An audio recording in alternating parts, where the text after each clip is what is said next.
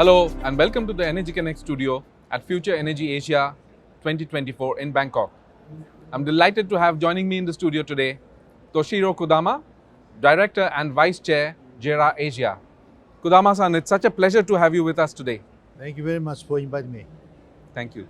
And to start off, could you tell us that as energy demand rises in Asia, what is the role for ammonia and hydrogen in the future energy mix? Yeah, ammonia and hydrogen is play a key role in Asian market because if you look at the Asian market, the energy economic growth is very robust. For instance, the 7% GDP growth by each country after the COVID. So it means 7% growth, 10 years compound, 1.07 by 1.7, 10 years time, the GDP will be doubled, right? So in that sense, energy demand will be doubled. Yes, in the mid-30s, energy demand is doubled. So how to say support that? That's the question. And also, if you look at the renewables in Asian region, since its intermittency and development of transmission lines necessary, so key point is renewable cannot fully afford to support the economic growth of Asian regions. That's the point. So, of course, we need to say, maximize the renewable usage opportunities, of course. However, we should be in parallel to say, consider the low carbon fuels in the future to support the economy. So that's the observation. That's why we are here, and also in the short to medium term manner, LNG is optimal where applicable, but medium to longer term, coal power station will be substituted by hydrogen and ammonia, and also the gas turbines, ammonia 100%, hydrogen 1% gas turbines will be prevail in the future. Absolutely, that's a critical point, and JERA's body of work in ammonia recently has been quite groundbreaking.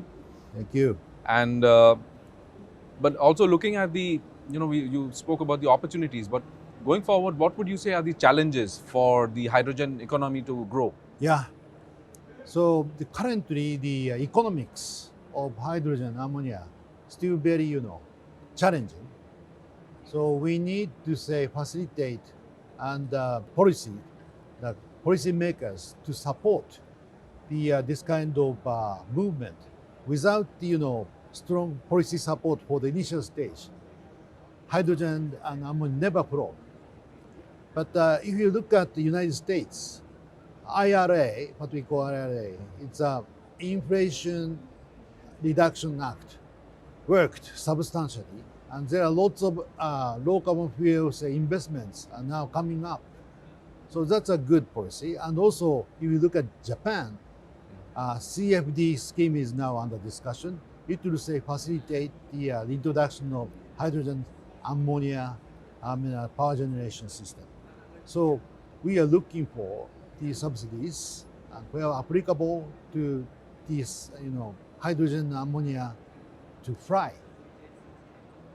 Yes, and one more thing, not only power generation, but ammonia and hydrogen can be utilized in the maritime sector as well as the industries, because all the industry can switch to a low carbon fuel.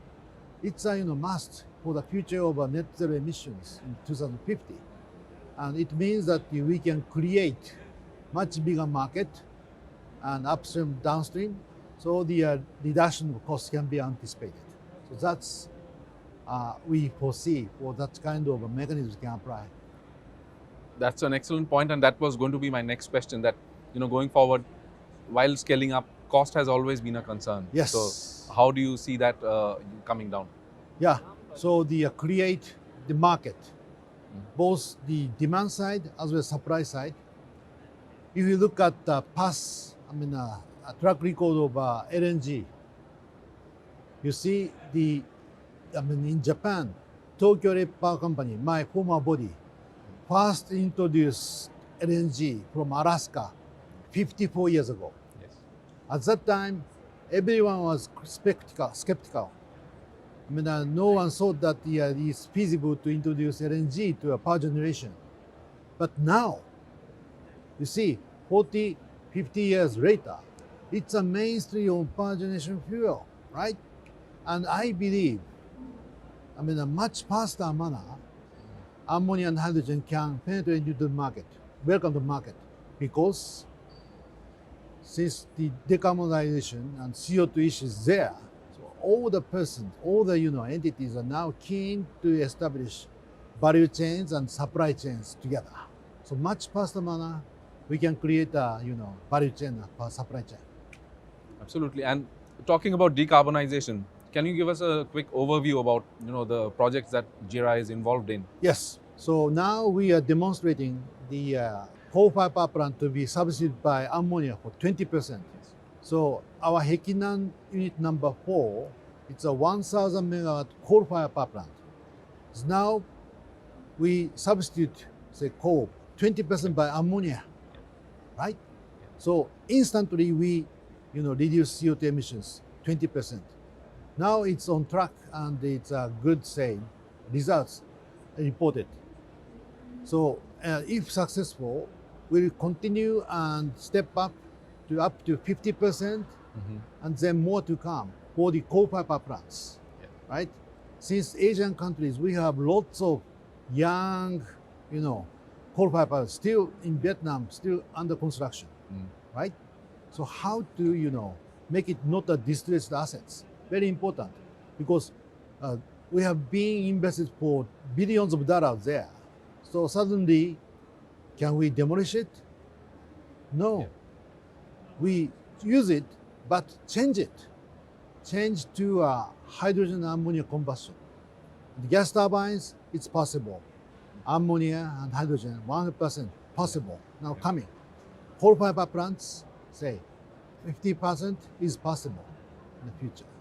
So we'll do that. That's an excellent point, and especially going back to the a place where you mentioned about the distressed assets. So we cannot turn that into non-performing assets. Yeah. So that's a very pragmatic policy. And so some of those policy guidelines you see in the conferences here at Future Energy Asia. What is your thought about this event, and how do you see it? That's very good. I mean, it's lots of professionals got together, and they exchange views from every spectrums, and say from the supply side, from demand side, policy makers, and the financial side, we can discuss and know each other. What is the status of each project as well? Status. So that's very important to know. Since this decarbonization is just collaboration is necessary. Since ASEC is formed last year, Asia Zero Emission Community established, right? So in that sense, to exchange information there, get the information there, the latest technology information there, and then collaboration and to fit into the market for each policymaker's market. That's very important. Absolutely. And Kudama-san, it's a pleasure to have you with us. Yeah. And thank you so much for your time. Thank you very much. Thank you very much indeed. And a quick reminder to follow us on LinkedIn and all our other social platforms. I will be back with more studio interviews from Future Energy Asia. Until then, goodbye.